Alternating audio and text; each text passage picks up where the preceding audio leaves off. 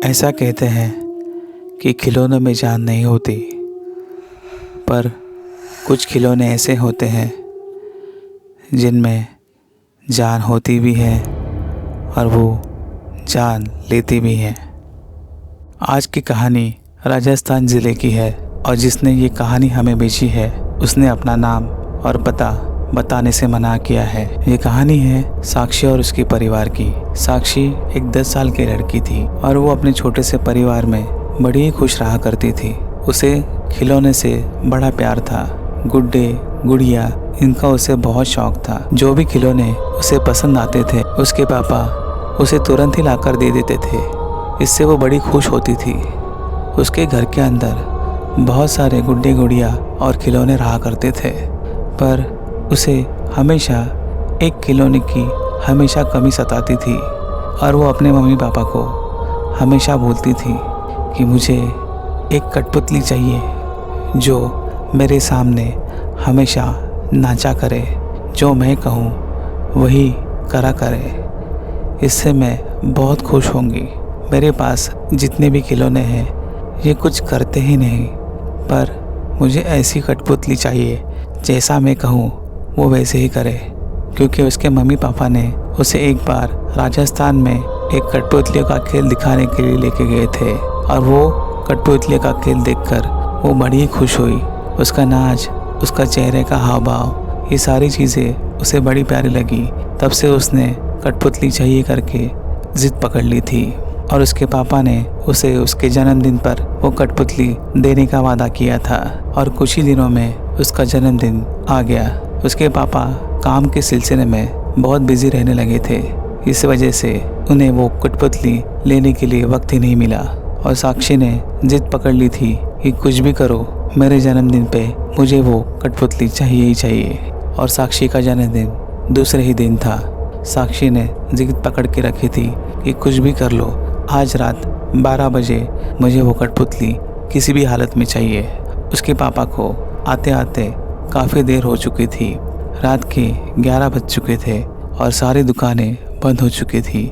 उसके पापा वो कठपुतली ढूंढते ढूंढते बड़े तंग आ गए थे क्योंकि वो कठपुतली उन्हें कहीं मिल नहीं रही थी। उसके पापा बड़ी सोच में पड़ गए कि अभी साक्षी को मैं वो कठपुतली कहाँ से ला के दूँ। सारी दुकानें तो बंद हो चुकी हैं, अब वो मैं कठपुतली उसे जन्मदिन पे कैसे ला के दूँ और कहाँ से ला के दूँ, ये वो समझ नहीं पा रहे थे। वो कठपुतली ढूंढते ढूंढते सारी दुकानें बंद हो चुकी थी और वो निराश हो गए। तभी एक दुकान में उन्हें वो एक कठपुतली जैसा कुछ दिखाई दिया। वो भागकर उस दुकान की तरफ गए। तभी उन्होंने देखा कि वो कठपुतली एक कोने में पड़ी है, पर वो दुकान एकदम पुरानी सी थी क्योंकि वो दुकान एक कबाड़ी वाली की थी जो पुरानी चीज़ें अपने पास रखता था। पर उसके पापा को उस वक्त वो कठपुतली दिखाई दे रही थी। वो दुकान क्या है, कौन सी है, ये वो सोच नहीं रहे थे, पर उसे अपनी साक्षी की खुशी उस कठपुतली में दिखाई दी और उन्होंने कहा, भाई साहब ये कठपुतली जो आपके पास पड़ी है वो आप मुझे कितने में बेचोगे। तभी वो कबाड़ी वाला बोला, साहब आप तो अच्छे घर के लगते हैं, ये कठपुतली का आप क्या करोगे, ये तो बहुत गंदी है, कोई मेरी दुकान में इसे फेंक कर चला गया था, मुझे पता नहीं ये कौन लाके यहाँ पे रख के गया। और ये कठपुतली सही भी नहीं है क्योंकि इसके सारे धागे टूट गए हैं और ये अच्छी तरह से चल भी नहीं सकती। तभी साक्षी के पिताजी ने कहा, मुझे बस मेरी बेटी की खुशी मुझे दिखाई दे रही है, आप ये कठपुतली मुझे दे दीजिए, जो भी आपका बनता है वो आप पैसे ले लीजिए, मैं उसे ठीक ठाक कर कर उसे अच्छी तरह से दे दूंगा, पर फिलहाल आज रात 12 बजे तक मुझे मेरी बेटी को ये कठपुतली देनी ही है। ये बोलकर उन्होंने वो कठपुतली को साफ़ करने के लिए कहा और कठपुतली साफ़ कर कर वो एक अच्छे से थैले में भर कर वो अपने घर ले आए। जैसे ही 12 बजे साक्षी का जन्मदिन मनाने के लिए मम्मी पापा इकट्ठा हो गए, तभी साक्षी ने पूछा, पापा आप मेरी वो कठपुतली लाए हैं क्या। तभी पापा ने हंसकर जो लाई हुई कठपुतली उसके सामने लाकर रख दी साक्षी बड़ी खुश हुई। वो खुश होकर अपने पापा के गले लग गई और उसने पापा को कहा कि आप दुनिया के सबसे अच्छे पापा हो, जो मुझे चाहिए था आपने मुझे ला कर दे दिया। साक्षी वो कठपुतली को देखकर बड़ी खुश हुई, पर पापा ने कहा कि अभी इसको तुम कुछ मत करना, इसके ऊपर मुझे थोड़ा सा काम करना है, उसके बाद ही उसे हम सुबह आराम से देखेंगे और तुम जैसे चाहिए वैसे इसे खिला सकती हो। मैं तुम्हें इसे नचाकर और बुलवा कर भी दिखाऊंगा और तुम जो चाहिए इससे कर सकती हो, इसे खेल सकती हो। ये बोलकर उसके पापा ने साक्षी को सुला दिया और वो और उनकी पत्नी अपने रूम में आकर सो गए। थोड़ी देर के बाद कुछ अजीब सी आवाज़ें साक्षी के रूम के अंदर से आने लगी। ऐसा लग रहा था कि कोई उसके रूम में उससे बातें कर रहा है, कोई जोर जोर से हंस रहा है और कोई नाच रहा है। पैरों की आवाज़, घुंघरू की आवाज़ यहाँ से वहाँ, वहाँ से यहाँ आने लगी।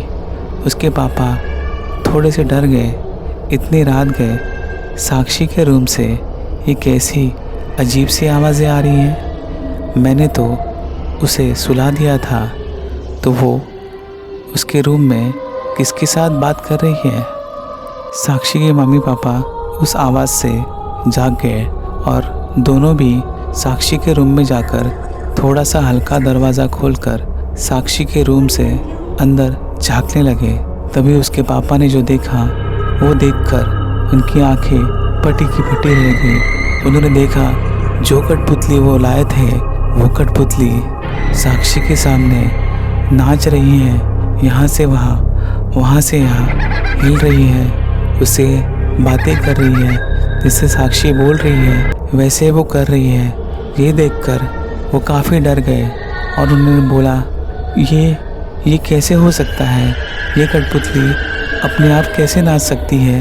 ये कठपुतली को हिलाने वाले धागे और औजार इसमें है ही नहीं, तो ये नाच कैसे रही है, बोल कैसे रही है, ये मैं समझ नहीं पा रहा हूँ। ये देखकर उसके पापा ने साक्षी को ज़ोर से आवाज़ दिलाई, साक्षी साक्षी। ये बोलकर साक्षी ने तुरंत पीछे देखा और साक्षी ने बोला, पापा क्या हुआ, ये कठपुतली तो मुझे बड़ी पसंद आई, आप कहाँ से इसे लाए हो, ये मुझे बड़ी प्यारी लगी। आज तक आपने मुझे दिया हुआ जन्मदिन का सबसे प्यारा तोहफा है ये।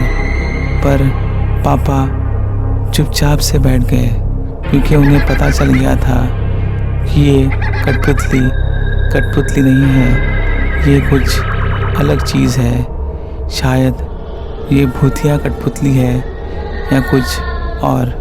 ये सारी बातें साक्षी के पिताजी ने साक्षी की मम्मी को कही। साक्षी की मम्मी ने साक्षी के पिताजी को कहा, ये जो भी तुम गंदी चीज़ यहाँ पे लाए हो उसे सुबह होते ही उस गंदी जगह पे जाकर फेंक कर आओ। सुबह होते ही साक्षी के पिताजी वो भूतिया कठपुतली को लेकर बाहर निकल गए और कबाड़ी वाले की दुकान के पास आकर बैठ गए। कबाड़ी वाले का दुकान अभी खुला भी नहीं था, तब तक वो भूतिया कठपुतली लेकर उसके दुकान के खुलने का इंतज़ार कर रहे थे।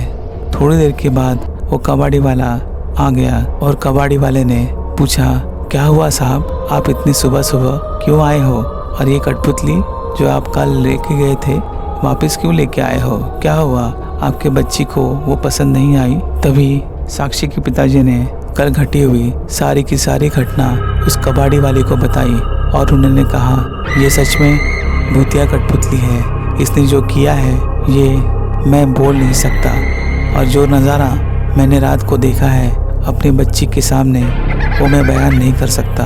ऐसा मैंने आज से पहले कभी नहीं देखा था। ये आपकी कठपुतली आप अपने पास ही रखिए, मुझे ये नहीं चाहिए। कबाड़ी वाले ने कहा, साहब मैंने तो आपको पहले ही कहा था इसे आप मत लेके जाइए, पर आपकी जिद थी और आपने कठपुतली ले ली और उसे अपने घर पे भी लेकर चले गए। ठीक है, मैं मेरी कठपुतली मेरे पास रख देता हूँ। ये बोलकर कबाड़ी वाले ने वो कठपुतली उसी जगह पे रख दी जिस जगह से उन्होंने वो उठाई थी। उसके पापा वो कठपुतली छोड़कर तुरंत ही अपने घर पर चले आए। अपनी पत्नी के पास जाकर वो सारी बात बता दी और कहा कि वो कठपुतली मैंने वापस कबाड़ी वाले के पास देकर आया। साक्षी कहाँ है? मैं उसे मिलना चाहता हूँ। वो ठीक तो है ना? वो कठपुतली उसे नहीं दिखी होगी, वो काफ़ी गुस्से में होगी और वो कठपुतली ना दिखने के कारण मुझसे नाराज़ भी होगी। ये बोलकर साक्षी के पिताजी साक्षी को ढूंढने लगे, यहाँ वहाँ उसे ढूंढने लगे। साक्षी साक्षी, पर साक्षी कहीं दिखाई नहीं दे रही थी। उन्होंने अपनी पत्नी से पूछा, साक्षी कहाँ है? वो अपने रूम में भी नहीं है। तभी साक्षी की माँ काफ़ी डर गई। उन्होंने कहा कि मैं साक्षी को सुबह अच्छी तरह से सुला के तो आ गई थी, पर जब भी आप वो कठपुतली यहाँ से लेकर चले गए उसके बाद मैं उसके रूम में नहीं गई। वो यही कहीं होगी ऐसा मुझे लगा।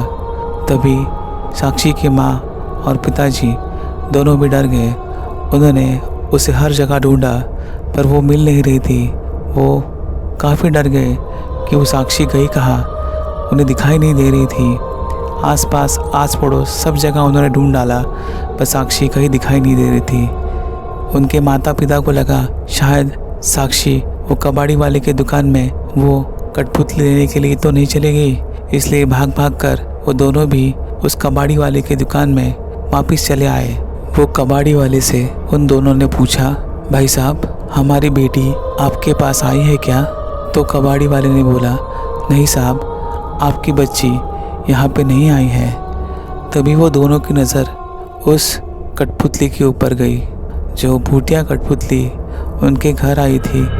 उसी कठपुतली के ऊपर उन दोनों की नज़र गई, पर वो कठपुतली उसी जगह पे थी जिस जगह पर उसके पापा उसे रख के आए थे।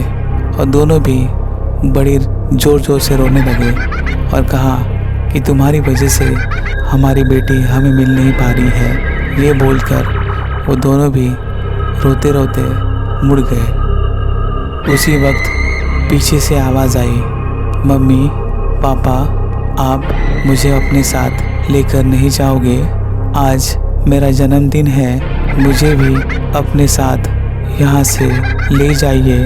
ये आवाज़ सुनकर दोनों ने पीछे मुड़कर देखा तो वो आवाज़ उस कठपुतली के अंदर से आ रही थी और वही कठपुतली उन्हें मम्मी और पापा बुला रही थी।